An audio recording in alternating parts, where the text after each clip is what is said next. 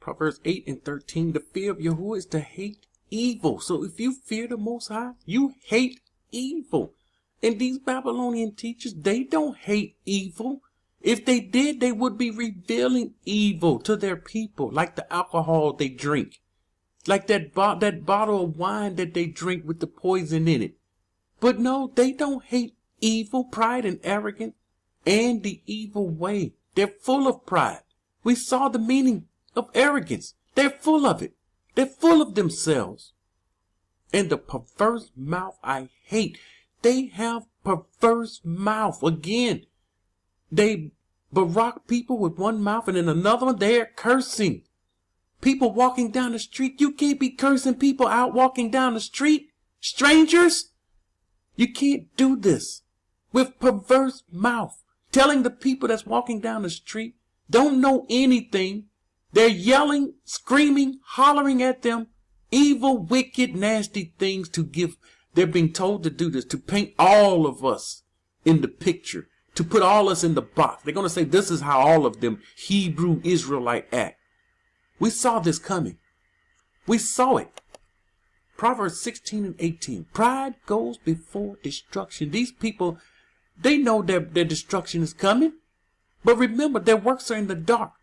So they're hiding what they're doing, and the people think they're righteous. And a haughty ruach before a fall.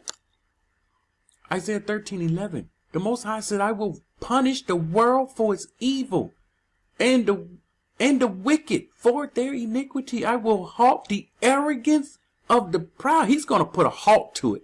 The Most High is going to put a stop to these Babylonian teachers. He's going to stop them in their tracks. And once again, anyone that's following them, anyone that's listening to them, according to scripture, you will fall with them. Right now, he's snatching his people out of their mouth. People are leaving the churches. People are leaving the camps. He's taking them from the camps. He's taking them from the churches. And the rest that stays, they will go down with their leaders. And it will be many. He says, and will lay low the haughtiness, for the terrible, terrible things are coming your way. Isaiah 2 and 12. For the day of Yahuwah of hosts shall come upon everything proud and lofty. Lofty is high. Everything proud and lofty. These people, they're high, they're lifted up. They put themselves on this pedestal. They put their group on a pedestal. They talk about, see, when they up high on this pedestal, they get the opportunity to talk down on the others, because in their mind, they have the truth and everybody else is off. And so they put everybody else down. And the members have the same mindset, the same mentality, because they have molded and shaped you into what they want you to be, but not what the Most High wants you to be. Upon everything lifted up, it shall be brought low. See, he's going to bring down the high to the ground, just like Edom. We read in the book of Obadiah, he made his nest among the stars, high, proud. And he's going to bring it down to the ground. And the ones that's down low, he's going to bring these people up. This is what scripture says. Proverbs 27 and 2. This is something they can't do. They can't do this because they have to praise their own camps. They have to praise themselves. Let them bring 5 or 6 new people. I got them in. Let another man praise you and not with your own mouth. See, they can't give their people this because they want to continue to praise themselves with their mouth. A stranger and not your own lips. Let another person come into your camp and praise you. This is what it's saying. Don't be praising yourself. Why are you praising yourself? Proverbs 15 and 1. And again, the ones that's following, you will find, if you are just sitting on YouTube listening to these people, you will pick up some of their habits and you will begin to do some of the things that they are saying. Like being high-minded, lifted up, and not humble. Proverbs 15 and 1. A soft answer turns away wrath. A soft answer turns away wrath, but harsh words stir up anger. They out on the street.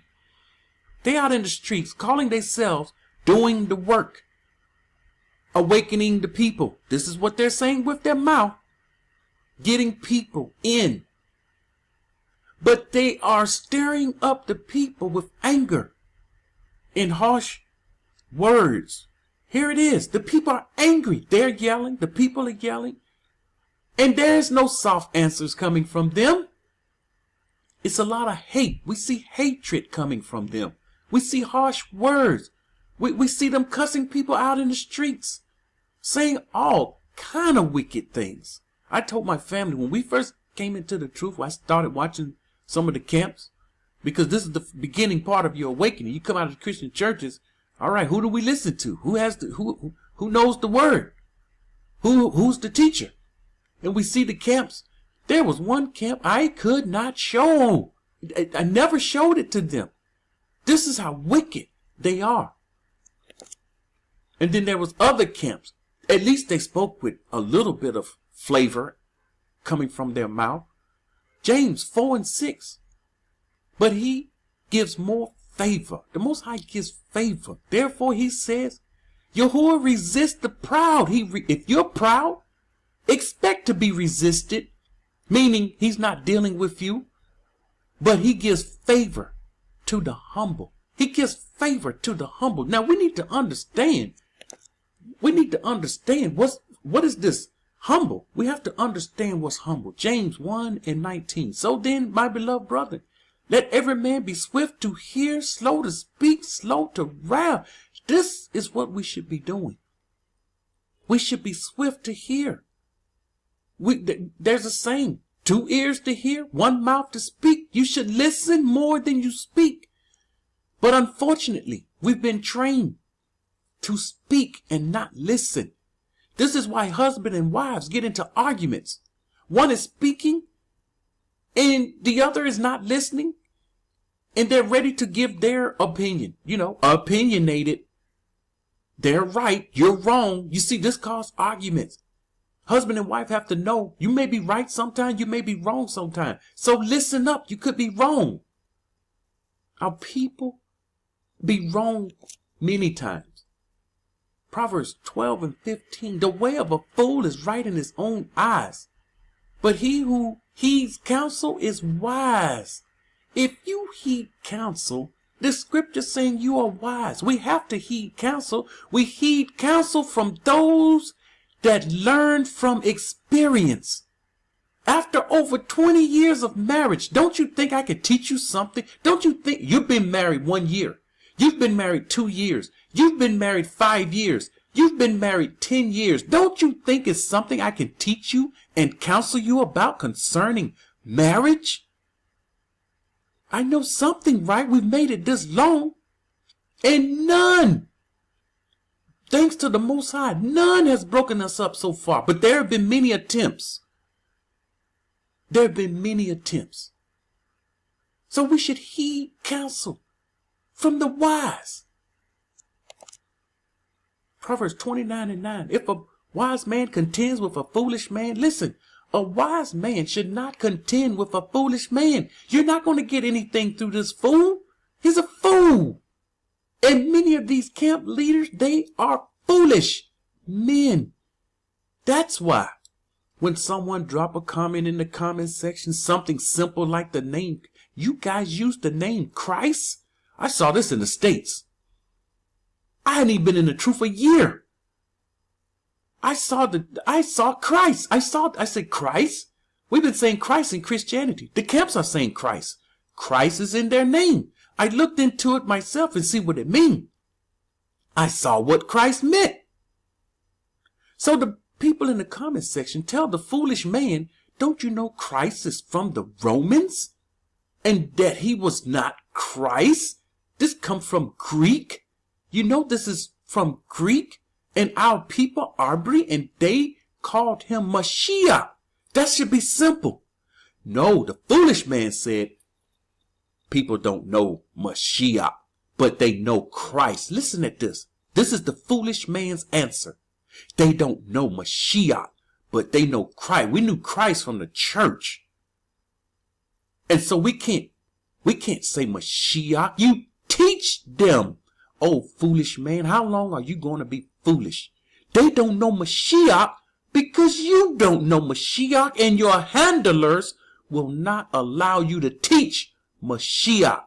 So you have to teach Christ, and you have to keep Christ in your name to keep that same Christian religion bound on the people, because Christians call on Christ. You're nothing but a foolish Christian, oh foolish man. Whether the fool rages or laughs, there is no shalom.